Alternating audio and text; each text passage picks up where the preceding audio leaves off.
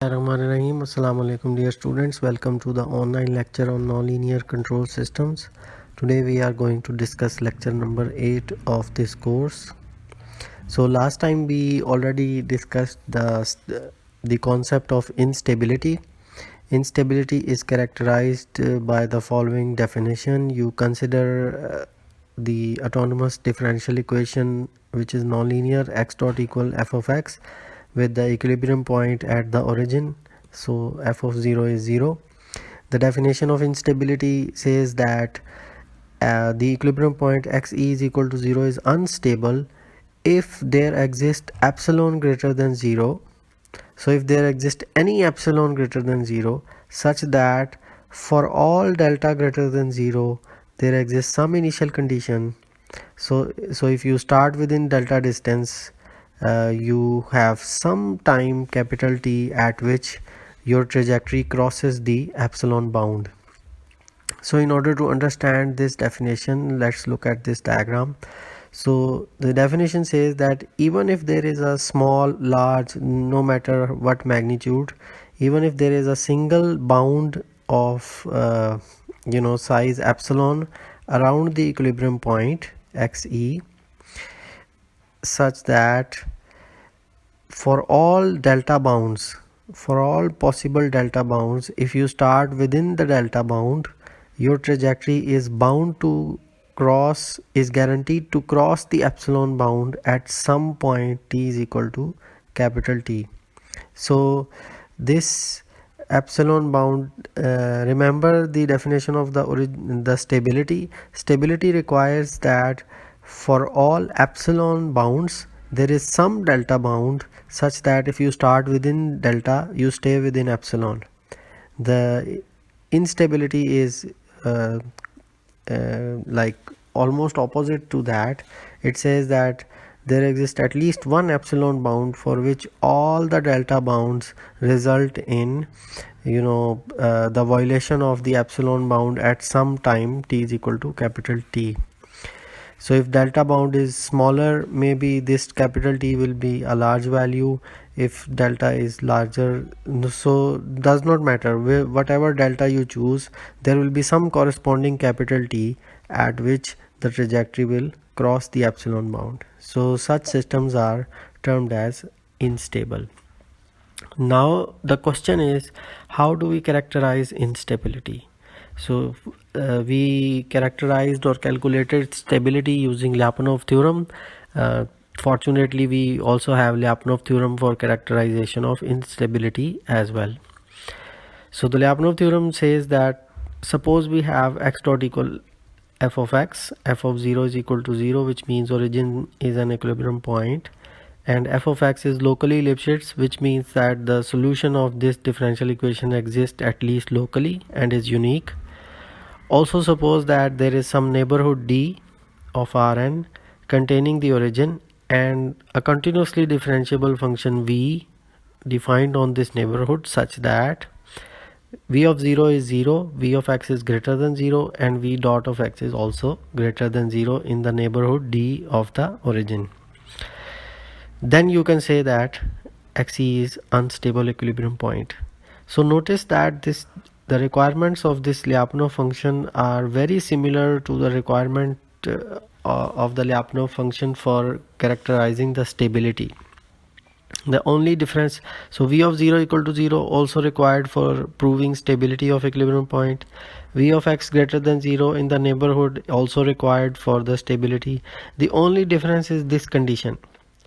For instability you have to prove that v dot of x is positive definite in the neighborhood D of the origin, and for stability or asymptotic stability you have to prove that v dot is less than or equal to or strictly less than 0 for all x in the neighborhood. So that is how you characterize instability for nonlinear system using Lyapunov function. Let us look at some examples. So first one, let's look at a very trivial example, which is a very simple one. X1 dot equal x1, x2 dot equal x2. It's a linear system and a decoupled linear system. So for this system we choose Lyapunov function, a quadratic Lyapunov function, 1/2 x1 square plus 1/2 x2 square. So based on this Lyapunov function, v dot is calculated to be partial v by partial x times partial x by partial t, which is x1 square plus x2 square. So because partial v by partial x1 is x1, x1 times x1 dot is x1 square, and partial v by partial x2 is x2, x2 times x2 dot, which is x2 dot is x2 itself, so x2 square. This is v dot, and you can see here that v dot is negative, positive definite, because this v dot will never be less than or equal to 0 unless this will be positive unless both x1 and x2 are 0. So v dot can be 0 only if x1 and x2 simultaneously are 0, which is allowed in our Lyapunov theorem, because v dot has to be strictly greater than 0 other than x equal to 0. So this example, this was one example to show. This was a simple one. Let's go to another example. Let's say x1 dot is equal to minus x1 and x2 dot is equal to x2. This is again linear system. Again we choose quadratic Lyapunov function, but this time v dot of x is minus x1 square plus x2 square. So for this v dot we cannot say that it is strictly positive. So v dot is not locally positive, no information about instability. So in this case we don't get any information about the instability of the equilibrium point. Notice that same thing could happen regarding the stability. In this case you have to either choose a better Lyapunov function to prove the instability, or you have to go for a better theorem. If you remember that we had a spring mass system example where we selected an energy Lyapunov function and it could not prove asymptotic stability of the system, so we proved asymptotic stability by choosing a different Lyapunov function and then also by using a better theorem, which was LaSalle theorem. But here now we wonder that is there a better theorem for a determination of instability as well or not. So let us explore those possibilities. For that we first of all has to look at the concept of boundary of a set. So boundary of a set is denoted by partial s. So if a set is denoted by s, then its boundary will be denoted by partial s, and it is an intersection of the closed form of the set s and the closed form of its complement. For example, if s is a ball of radius gamma around 0, which is given by x such that norm of x is strictly less than gamma, then closure of s is basically all x such that so norm of x is less than or equal to gamma. So this is called closure or closed form of the open set S. Now the complement of set S is all the vector x such that norm of x is greater than or equal to gamma, and the closure of this complement is the same set, because this set is closed by nature. So if you calculate the closure of a closed set, then it is the set itself. So if you take intersection of the closure of the set S and the closure of the intersection of the complement of the set S, then that is all x such that x norm is exactly equal to gamma. So this is an example of how you can calculate. Okay, so let's look at an example of the boundary calculation. Let v is equal to x1 x2 be some function.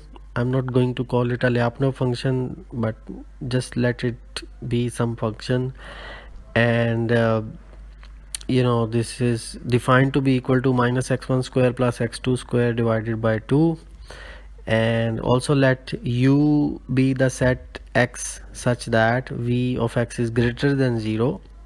So u is a set defined about this function, and it is a set of all the values of x for which v of x is greater than 0. Then the boundary of u would be all the set x such that v of x will be exactly equal to 0. So that will be the boundary of u. And similar to this one, this was the set of all x such that x norm is strictly less than gamma, and the boundary was the equality. So similarly here the boundary of u will be all the values of x such that v of x is equal to 0. Notice that v of x will be equal to 0 only when x1, either x1 is equal to x2 or x1 is equal to minus x2. In both of these cases, minus x1 square plus x2 square will be equal to 0, which means that v of x will be equal to 0. So this is the concept of boundary of a set. You can define the set in terms of a function, and then you can find the boundary of the set from the definition of the function as well. So if you look at this example as well, so ball of radius gamma around 0, that is also sort of like a function, or if you can use your imagination a little bit. But the bottom line of this slide is that you can define a set in terms of a function, and then you can find the boundary of the set to be equal to the function having a particular value, in this case 0 value. So instability theorem, we define a better instability theorem. Let xe is equal to 0 be an equilibrium point of x dot equal f of x. Suppose that there exists an open neighborhood D of the origin on which f of x is locally Lipschitz, which means that the solution of the differential equation at least exists locally, and a continuous and there exists continuously differentiable function v such that v of 0 equal to 0. That's the same requirement as before, like in the previous instability theorem, but this is a new requirement now. There exists open set u in the D such that 0 belongs to the boundary of u. So you have to define an open set u such that 0 is on the boundary of u, and then v dot of x has to be greater than 0 in all of x in the u set. So previous theorem required that v dot has to be greater than 0 in all of the D, but now it has to be greater than 0 only in u, which is a subset of D. So this is a slightly less strict condition compared to the previous theorem on instability. Now for all, the next condition is that for all delta greater than 0, there exists x naught belong to u such that v of x naught is greater than 0, and this is for x within the delta ball around the origin. So if here I should also write that for all delta greater than 0, there exists x naught belong to u and the norm of x naught less than delta such that v of x naught is greater than 0. And the final condition is that there exists gamma greater than 0 such that for all x on the boundary of u with norm of x less than gamma imply that v of x is equal to 0. So this looks like a very complicated theorem, but let's analyze all these conditions one by one using a graphical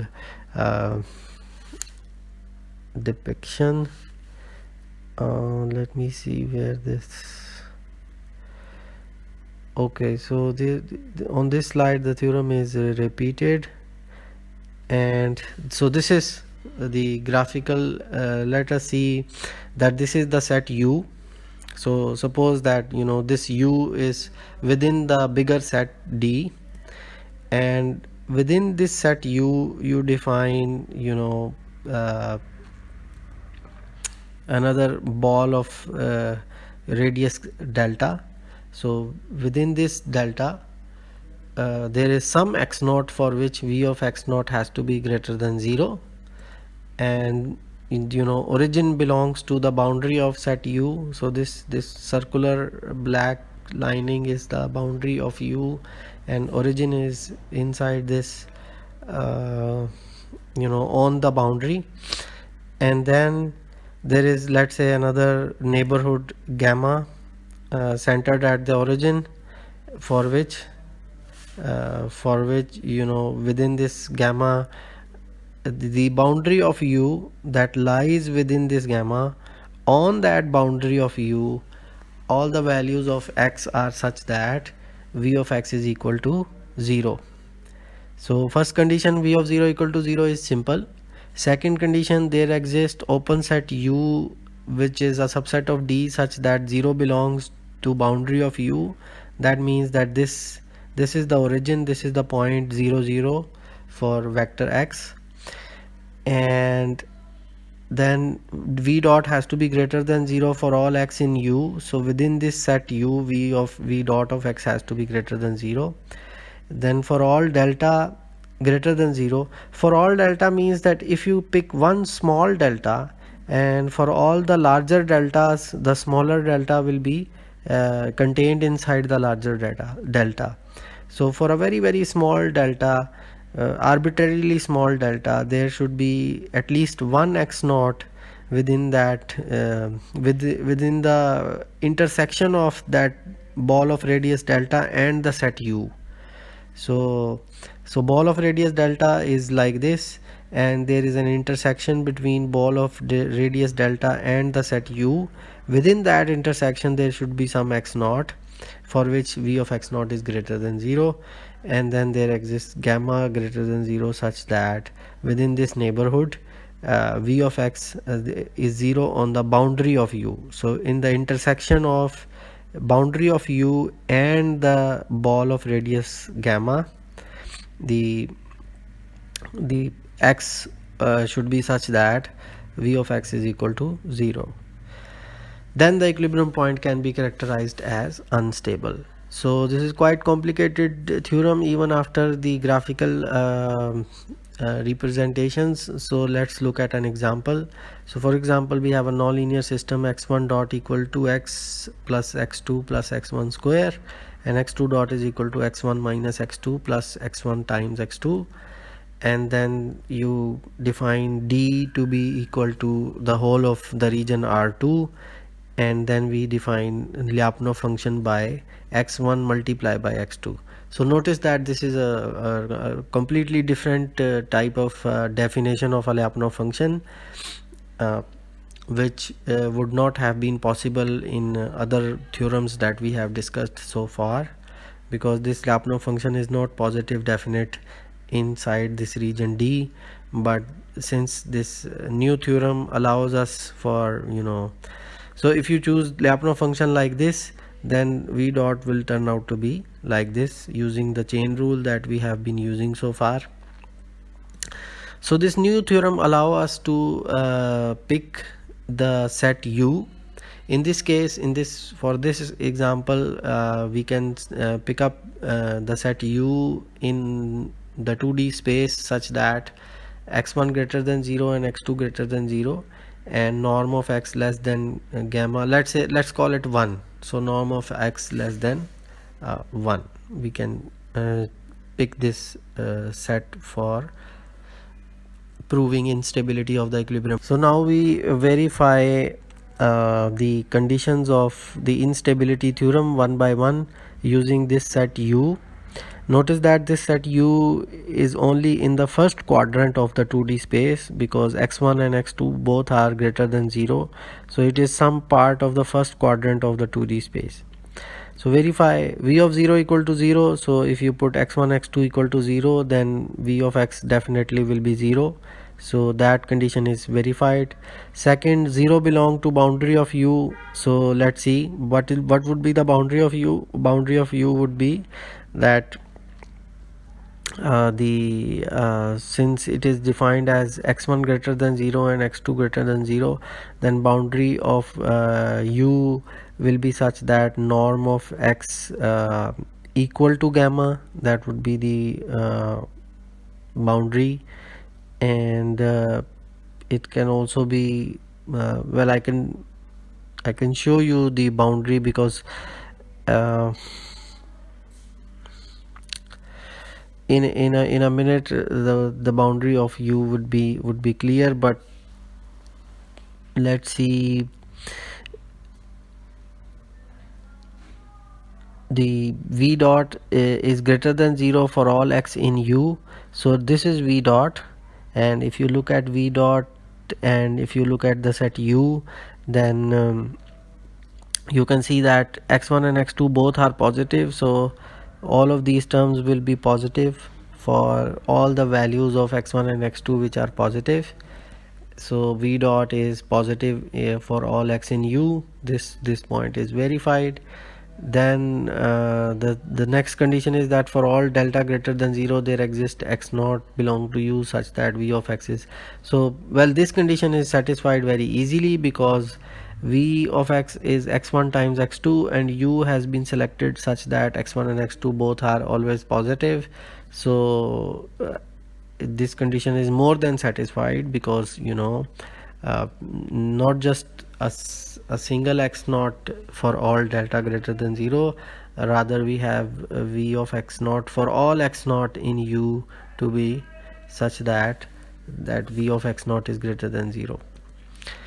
Final condition is that there exists gamma greater than 0 such that for all x on the boundary of u and within the radius gamma, v of x should be equal to 0.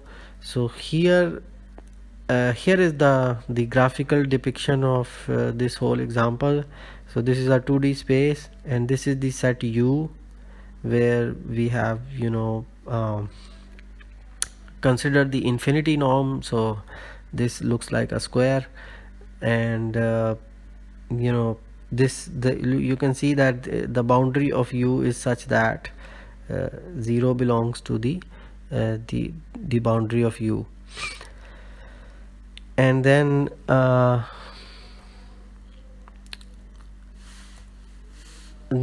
if you make a ball of radius gamma here, then it is quite easily, you can see that the boundary of u that will come within the range of any ball of radius gamma would be the u on x2 axis and u on x1 axis.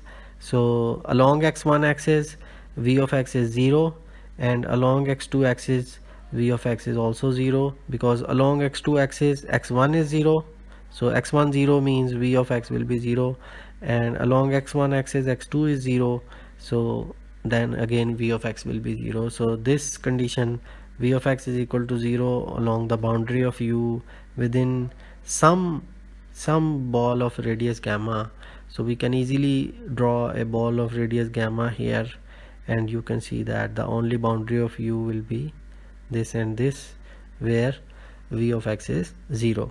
So this is how you can apply this theorem to a nonlinear system. And next we discuss the linearization and quadratic Lyapunov functions. So far we have discussed Lyapunov functions for nonlinear systems, but you can also discuss Lyapunov functions for linear approximations of nonlinear systems. Well, if you recall that x dot equal f of x is a nonlinear system, then you can for linear case, if the system is linear itself, then f of x could be equal to a times x. Then you can define P as an n cross n real matrix. Given that the P is an n cross n real matrix, v of x is equal to x transpose px is known as quadratic form, where this x transpose px is actually a scalar, because x is n cross 1, x transpose is 1 cross n, and if you do the math of multiplication of matrices and vectors, you will see that the size of x transpose px will be 1 cross 1, which is scalar. So note that for any scalar, if you take the transpose, then if the scalar is equal to its own transpose, so we can easily see that x transpose px is equal to x transpose p transpose x. This is the transpose of this whole product. If you take the product of if we take the transpose of the product of matrices and vectors, then the rule of taking transpose. Otherwise you can search it on Google. The arrangement, it inverses when you distribute the transpose over multiplication.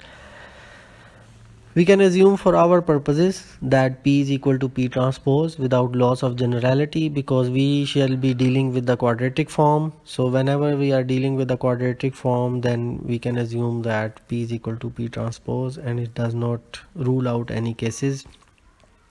Next we define V of x is equal to x transpose px as the Lyapunov function, or is, well, first of all we establish the fact that the condition under which this function will be positive definite. So this function will be positive definite, or you can say that x transpose px will be strictly greater than 0 for all x not equal to 0 if P is positive definite. So where this function x transpose px is positive definite, then in cases where P matrix is a positive definite matrix. If P is equal to P transpose, then P greater than 0 if and only if all eigenvalues of P are positive. So this is the positive definiteness, the test of positive definiteness for symmetric matrices, that you can just calculate all the eigenvalues, and if they are positive, then the matrix is positive definite. For Q is equal to Q transpose, this matrix can be called negative definite if minus Q is positive definite. So for negative definite matrix, all the eigenvalues are negative.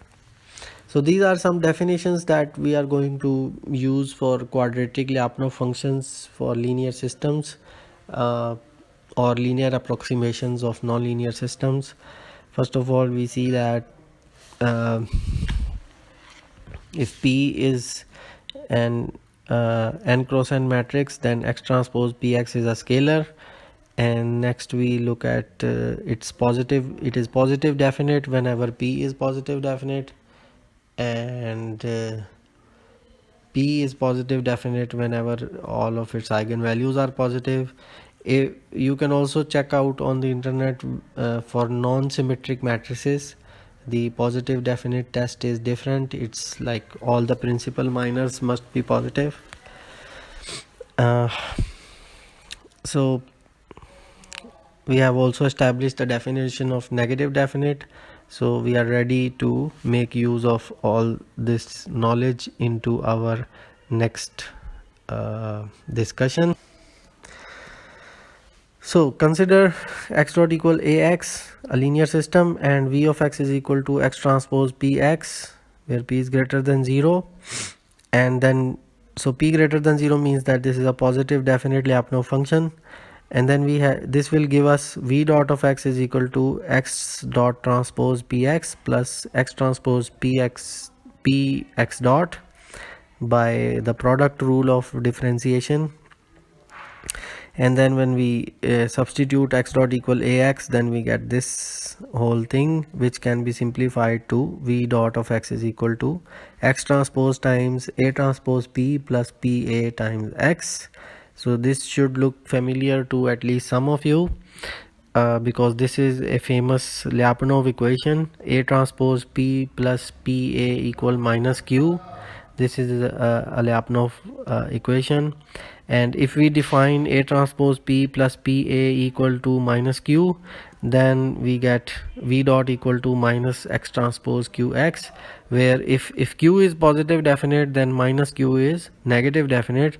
That will imply that v dot is strictly less than 0, and that will be very good condition for us who are seeking to establish the stability of this equilibrium, the equilibrium point of this linear system.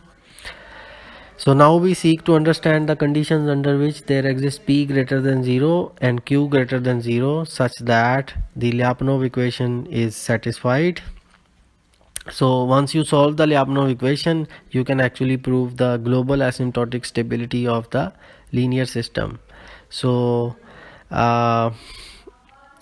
Lyapunov function, so this should be Lyapunov function and linear system stability, or you can say Lyapunov equation because we are using Lyapunov equation. So if you find a solution to Lyapunov equation, then you can basically establish results about the stability of a linear system. If we can find p greater than 0 and q greater than 0 that satisfy Lyapunov equation, then we conclude that the origin is globally asymptotically stable equilibrium point of x dot equal ax, because this function is also radially unbounded for p strictly greater than 0. And that's the end. Actually, we have not concluded this. I mean, this is almost done. I just want to spend some more time on it in the next lecture, but for now we call it the day. And before we formally finish the lecture, let me just briefly revise what we have gone through, and then we complete the video. So we started with the lecture with the definition of instability that we had already seen in the previous lecture. We saw the graphical depiction that there exists even some bound epsilon for which none of the delta bounds would for which all of the delta bounds will lead to some point t at which the trajectory will cross this bound, will violate this bound. So that situation is instability of the equilibrium point, and we can characterize it using Lyapunov function, where v of 0 is equal to 0, vx has to be positive definite, and v dot also has to be positive definite. Then we can conclude that the system is the equilibrium point is unstable. So we looked at a trivial example and we very easily proved the instability of the equilibrium point. And then we looked at some non-trivial example where we were not able to establish the result about the stability of the equilibrium point using this quadratic Lyapunov function. So no information about stability, so we go looking for a better theorem about instability. So we first define the boundary of a set to be the intersection between the closure of the set itself and the closure of its complement. And then we looked at an example where a set is defined in terms of a function, and the boundary of that set is basically given in terms of the value or certain value of that function, which is also called a level set. So this is boundary of u is sort of like a level set for v of x.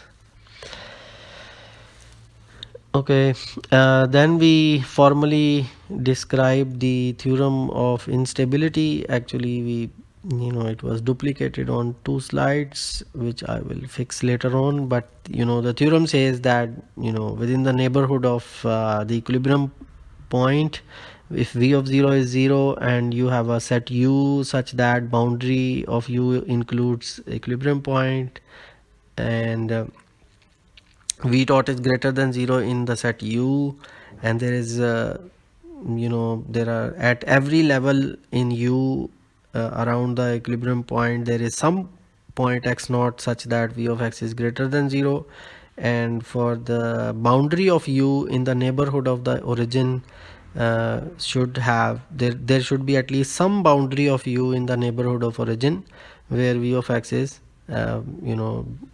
uniformly equal to 0. So we looked at this theorem in graphically as well. So we sketch the set u as a circle, and we try to sketch the region with the radius delta and region with radius uh, gamma or delta have no relation to each other. You it looks like that gamma is like slightly larger than delta in this example, but this is just a demonstration purpose. The main thing is here that you only have to find one gamma, and for delta you have to go for all possible deltas, which means that you have to prove this for arbitrarily small delta, and all the larger deltas will be covered by that.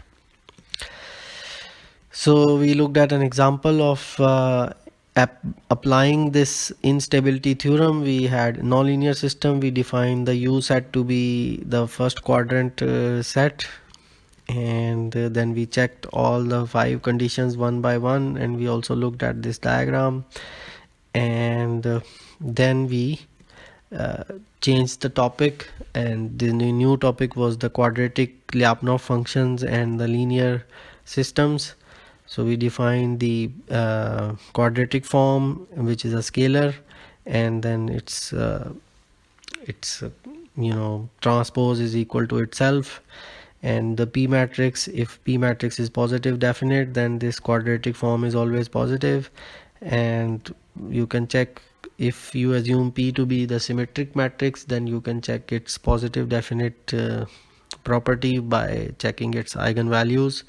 And similarly, if q is a positive definite matrix, then minus q would always be negative definite, and it will have eigenvalues which are strictly negative. And then we consider the linear system, and we define its Lyapunov functions as the quadratic form. Then we calculate v dot, and it turns out to be x transpose times a transpose p plus pa times x. So we equate this a transpose p plus pa to be equal to minus q, where q is positive definite, so minus q is negative definite. So we have global asymptotic stability. But in order to really prove this global asymptotic stability, you have to actually find some p and some q such that this equation is satisfied.